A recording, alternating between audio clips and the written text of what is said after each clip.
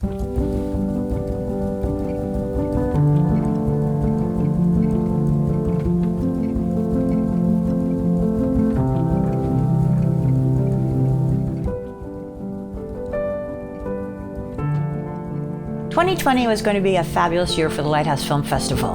We'd already been awarded from Movie Maker magazine, one of the 25 coolest film festivals in the world. We were on the way up. Sales were up considerably over the previous year. We had these 9 shows and a bunch of concerts and children's theater and comedy and all kinds of stuff. We should have known something was up because the brochure was black. It was early March, and we were about 2 weeks from Tech Week for a major production. And all of a sudden, darkness descended. Things started shutting down very quickly. It became frightening, and the lights went out in the theaters, in movie theaters, and on the arts. We don't know what this is, we don't know what this is gonna be. What quickly followed was we just stopped rehearsals altogether. I had a tour out, and they were in North Dakota, and they were coming across to Michigan, and then Michigan closed. And we started thinking about the season here and what in the world were we going to do. It became very evident that things like theater were gonna be the last to open. It was heartbreaking to watch, and it was heartbreaking to be part of. The decision to do this was difficult because no one had done it before on this level. 5 nights, 3 locations, 40 films. That was a big undertaking. Only 5 weeks to go. Doing the season outside, we'd still lose several $100,000, but if we didn't do anything, we would close. My husband and I were talking, and we're like, what are we gonna do? It was really his initial suggestion that said, you know what about Windward? Oh my gosh, we can make that work. We just hit the ground running. We lobbied the governor for weeks to allow us to have a drive-in. We ended up putting up a tent, building a stage, putting a truss in for lighting, bringing the sound in, and we did our shows with socially distanced seating. Our director, Heather, came up with a very clever system. So she used ropes, and on the rope was tape.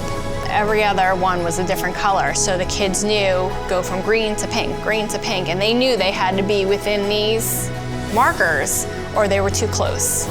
The Lighthouse International Film Festival Drive-In was the very first international film festival in the country to do all new independent films under the stars. It was a challenge, marking spaces, figuring out how to park cars, coming up with COVID safety regulations. We not only wrote the book, we established the protocols, which we have freely shared. Obviously, we had to clean everything like crazy. We had to figure out how we were going to seat people. 4 chairs, then 6 feet, then 2 chairs, then 6 feet, and then one guy by himself, and then 6 feet. Next row would be 6 feet behind. We rearranged the seating for every event. This was a huge undertaking, and we had such a great team that just pulled together. These kids had to do everything for themselves. They had to keep track of their costumes. They had to keep track of their props. What scenery we had, they had to be in charge of moving it. We made the news in New York, France, Iran, and Israel.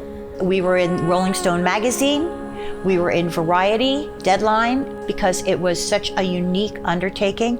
When we got to the end of it, I looked at the show and I looked at the lighting and the sound and everything we did and how the audience was marked out and people rolling in, and it was just such an overwhelming feeling. And I remember sitting there thinking, this is so wonderful. You realize how valuable your relationships are. But the biggest thing I learned is that if there's a will, there's a way. There really is. You have to just be willing to adapt and willing to say, okay, well, what if? We found that people really appreciated that we did what we did, and not only told us that, but donations, giving, unearned income is almost double what it was the previous year. Never underestimate people with a mission who have a belief. We learned that not all struggles end the road. Some of them take you just on a new path.